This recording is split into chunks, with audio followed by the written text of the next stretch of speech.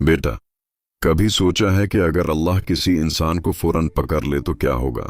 ये अल्फाज किसी किताब के नहीं, बल्कि उस बुजुर्ग के थे जो हर नमाज के बाद मस्जिद के कोने में खामोशी से रोते थे। रशीद एक आम आदमी था, न कोई बादशाह न कोई दानिशवार, बस एक आम शहरी जो शिहार के पुराने इलाके में रहता था।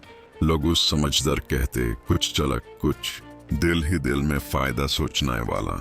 रशीद हमेशा अपने फायदे के बारे में सोचता, नुकसान से दूर भागता, और जो चीज फौरन पैसा दे उसके लिए हर हद पार कर देता। नमाज का भी का भार, अल्लाह का जिक्र जुबान पर लेकिन दिल में बोझ, झूठ और धोखा बस एक बिजनेस जरूरत लगती। घर में पैसा था, सुकून नहीं। बच्चों की हंसी में भी अधूरा सुकून, बीवी की आंखों में खामोश शिकायत। पहला इशारा ख्वाब के जरिए आया। रशीद एक अंधेरी गली में चल रहा था। गली तंग होती जा रही थी, दीवारें करीब आ रही थी, और अचानक नीचे जमीन खिसक गई। वो गिरा और एक आवाज आई, अब वापस का रास्ता नहीं। रशीद हड़बड़ा उठा, ये बस आगाज था। दूसरा इशारा लोगों के जरिए आया। कारोबार में झगड़े बढ़ गए, जो पहले खुश थे अब आंखों में शिकायत लिए खड़े थे। तीसरा इशारा घर में आया। बेटा बोला, अब्बू, अल्लाह सब कुछ देख रहा है ना? रशीद ने जवाब दिया, हाँ देख रहा होता है, लेकिन दिल को लगा कि ये सवाल अल्लाह ने पूछा है। सबसे भारी इशारा मस्जिद की तिलावत से आया, और तुम्हारा रब गाफिल नहीं।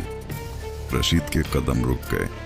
दिल ने कहा अंदर चालो, दिमाग ने कहा देर हो रही है, मगर वो चल पड़ा। रशीद की जिंदगी आजमाइश में आ गई थी।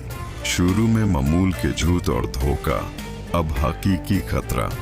एक दिन दुकान पर हंगामा, पुलिस की गाड़ी और कागज, फ्रॉड और धोखे का मुकादमा। रशीद के कान सुन हो गए, आंखों के सामने अंधेरा छा गया। पहली बार उसने समझा कि अब सिर्फ पैसा नहीं, गुनाहों का हिसाब है। रशीद पुलिस के कमरे में बैठा, न मोबाइल न आवाज न सहारा, बस दीवार पर लटकती घड़ी और सांस की गिनती। पहली बार उसने दिल से अल्लाह को पुकारा, या अल्लाह, अगर ये तेरी पकड़ है तो मैं कमजोर हो गया हूँ। आंखों से आंसू बह गए, और ये आंसू बगैर सजदा के भी अल्लाह तक पहुंच गए। सुबह रशीद घर वापस आया, सब कुछ वैसा ही, लेकिन वो झुक गया था।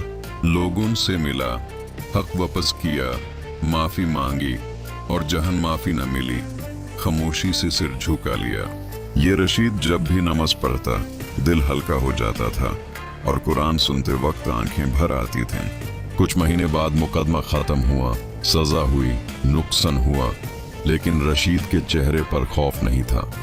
उसने आसमान की तरफ देखा और कहा, शुक्र है तूने मुझे जिंदा ही पकड़ लिया।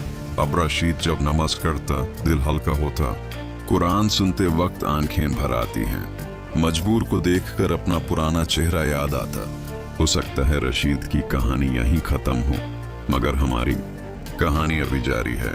सोचना ये है, जब अल्लाह इशारा दे हम सुधरेंगे या सिर्फ कहानी बन कर रह जाएंगे, क्योंकि अल्लाह का खौफ सजा से पहले भी होता है, और कुदरत के राज अक्सर मोहलत में छुपे होते हैं।